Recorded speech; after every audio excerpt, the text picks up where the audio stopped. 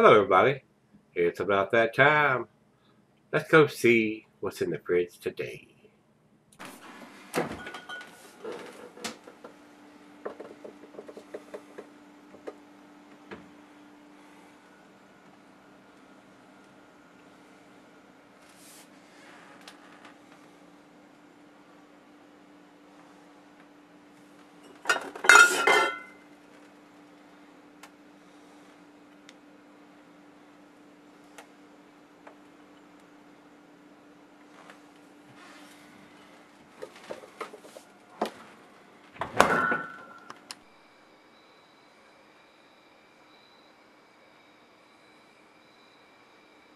Hello, everybody. Thanks for stopping by Gregsbeerreviews.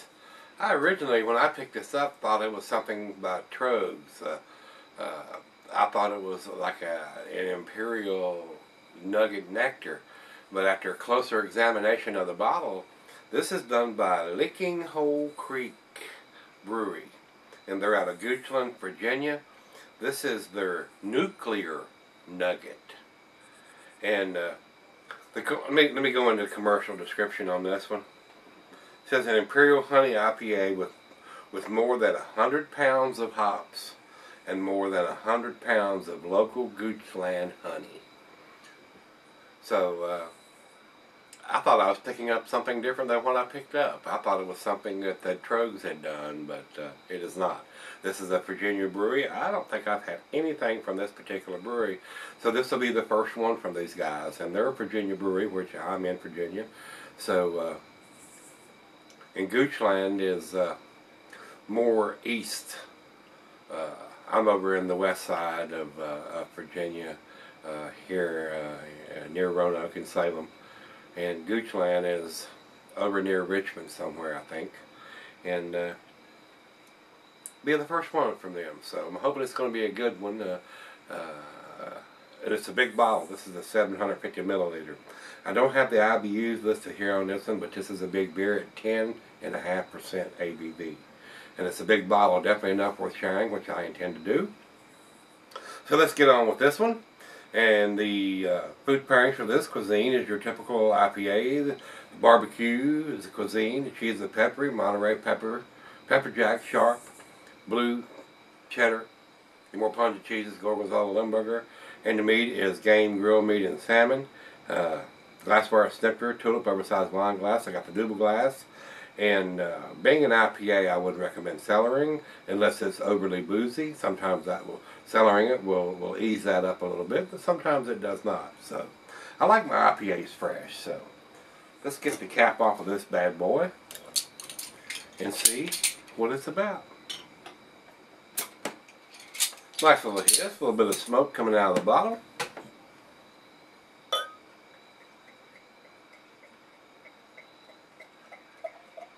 And from what I've read on this beer, some people like it and some people don't. It is very dark, considering it's an IPA. It's almost brown. It's a brownish color. I mean, it is. I cannot see the bulb through it. It is kind of cloudy. I don't know whether it's a bottle conditioned or unfiltered. A good finger of head on that pour. It's really a good looking beer in the glass. Not your typical IPA color. Even an Imperial is usually not quite that dark. Let's get a nose on it. Well, you can tell they've used a lot of honey in this. It's got a very sweet smell. I'm getting caramel and toffee. A little bit of pine in there. It almost smells like a barley wine. It's got that sweet smell to it. I don't know what the IBUs is on this one, and I don't know what hops they've used on this one.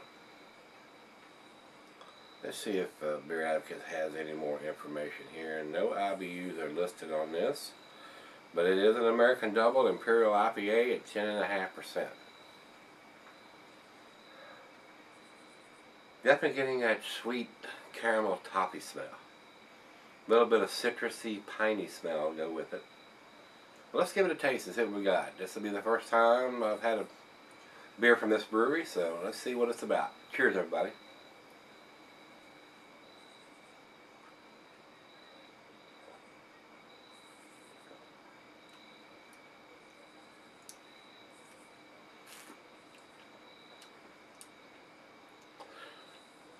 It's not bad. It does, to me, taste like a barley wine. This is bottle number 303, so they're numbering each individual bottle. I don't see a date on the label. There may be one on the bottle, but it is sweating profusely. We'll take a closer look when I come back with the final chug and see if it's got a date on it. But they took the time to take a marker and write the bottle on there, so the date is just as important to me as what bottle number it is. If you're going to take the time to do that, you need to take the time to put a date on it. Even though it's a 10.5%, and that beer is going to keep for years and years and years, but the hops are going to fade over time. So, I mean, you drink this beer 5 years from now, and it's going to taste just like a barley wine. There's not going to be any hop presence. But it does have, I'm not getting the alcohol on the nose.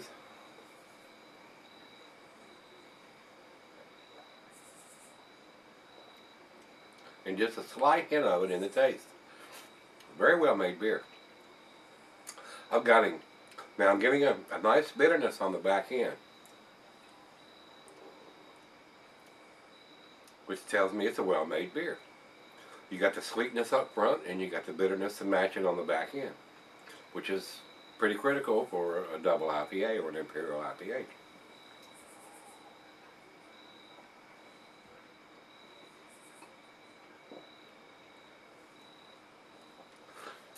Not bad. Not bad at all.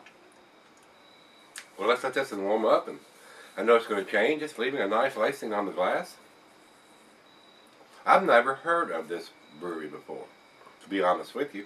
Like I said, I thought I was picking up something from the Trogue Brewery when I seen the nugget on there and the honey. I'm going, maybe this is an Imperial Nugget Nectar. And when I did the beer mail video, I think I did say that. So once I got to looking closer at the bottle before I reviewed it here, I'm going, this is not from Trogue. This is from a Virginia brewery. So, well, let's let it warm up and see where this one ends up. I'll be right back.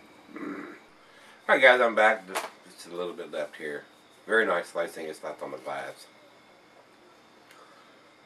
To me, it doesn't fit the style as well as it could have or should have. It's a very nice beer. It's a very delicious beer. First one I've had from this brewery. But to me, it tastes like a bitter barley wine. There's not quite enough sweetness on the front end. Now that it's warmed up, this has gone about 30 minutes, to match the bitterness on the back end. Even though it's a 10.5%er. And I told you I was going to look for a date. And I don't think it has one.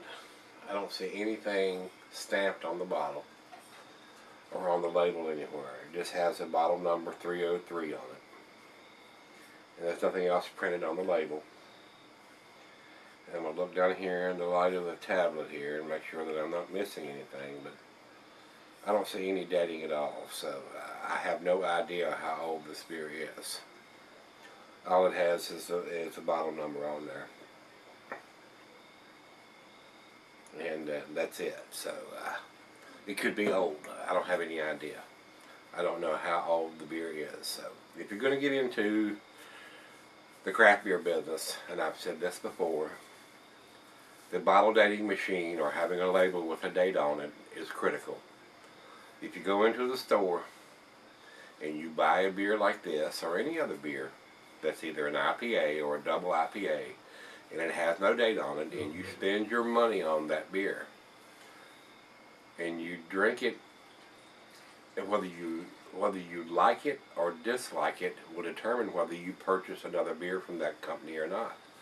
So to me, it's just common sense to have that dating on the bottle. I understand why they don't date their bottles, because it gives it a longer shelf life. I mean, it's just that simple. If it doesn't have a date on it, it can sit there 6 months or a year or even 2 years And it'll finally get sold. Some sucker will come along, like me, and say, well, I've not had anything from these people, or I've not tried this one, or whatever, and pick it up. And if you're getting a fresh bottle and you like it, you will probably tend to go back and buy something else or another one of these from that same brewery and say, oh man, I like that. But if you pick up something that, whether it's fresh and you don't like it, or whether it's 6 months old, a year old, 2 years old, and it's an IPA or a double IPA, and you don't like it, that will tend to lead you to say, I didn't care for it that much, so I'm not going to buy. They come out with something else, and that's just my opinion, guys. That's just how I feel.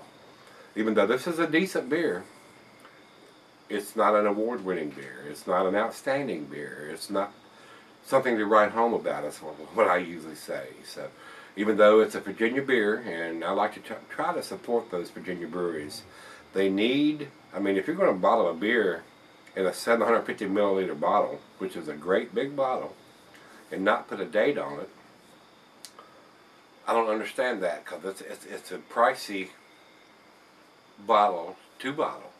I mean, it's a big bottle. It's not like a 12 ounce or even a bomber, or a 22 ounce. This is a 750, and it's not cheap. I mean, I don't remember quite what I paid for this, but it wasn't cheap. I mean, it was well over $10, maybe even $15 for this bottle. And that leads me, and I don't want to go on and on about this, but that leads me to think, I have no idea how old this beer is. So, and like I told y'all last year, I wasn't going to buy anything, but when I first picked it up, I thought it was one of the Trogs beers, and I'm pretty sure they date their stuff. And I thought it was a version of their Nugget Nectar that I had not had before. So I said, oh yeah, I like everything that Trogs does. And I'll pick it up and give it a try. Now, when I did a closer examination before I did the review, I'm going, this is not Trogs, this is a Virginia brewery. But in my opinion, guys, the bottom line is, if you're going to do an IPA or a double IPA, you need to date your bottles. So that would lead me, this is my opinion, not to purchase anything else from this brewery unless it had a date on it, to know how fresh that beer is. Even though it's a 10.5%er and it's not going to go bad, you want to know how fresh the beer is you're drinking in this style. So I'm going to leave it there. As far as I'm concerned, guys, I'm going to give this a 7, which is a B+. I don't know how old the beer is. It doesn't appear to me that it's an old beer, but I have no idea. So let's do the final chug on this.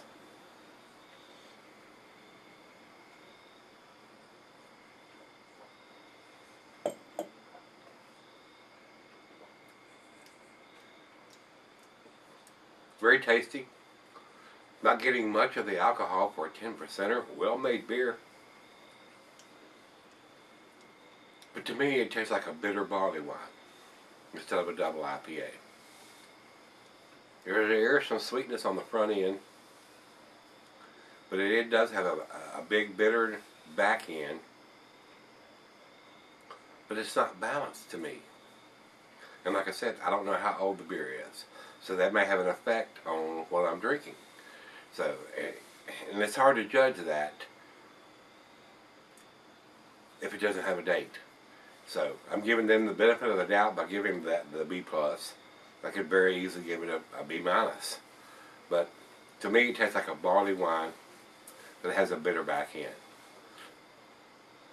Not super sweet, but it does have the bitterness. Just tell me that it's an IPA, but not a balanced IPA. Yeah, just my opinion, guys. That's where I'm going to leave this. Let's see what everybody else thinks. We'll go over to Beer Advocate first. Beer Advocate says it's 91 in the outstanding range.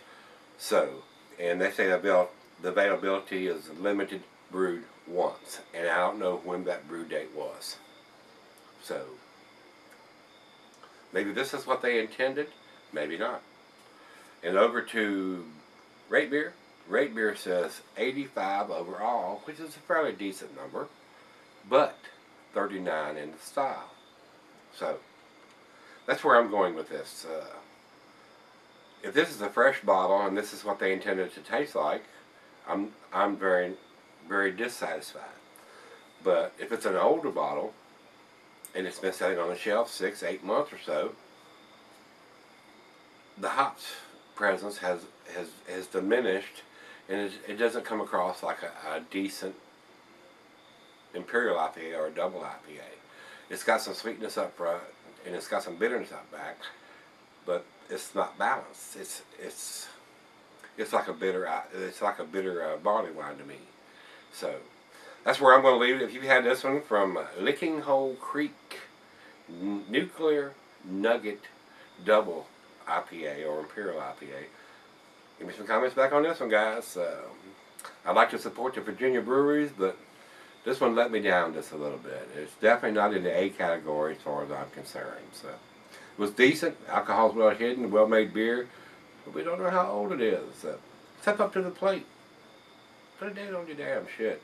You took the time to write the bottle number on the back of it, but there's no date on it. So what the fuck is up with that? So that's how I feel about it, guys. If you want to be in the craft beer industry and you're going to take the time to have somebody mark the bottle number on there and not put a date on it, I got a problem with that. So with that being said, we're out of here.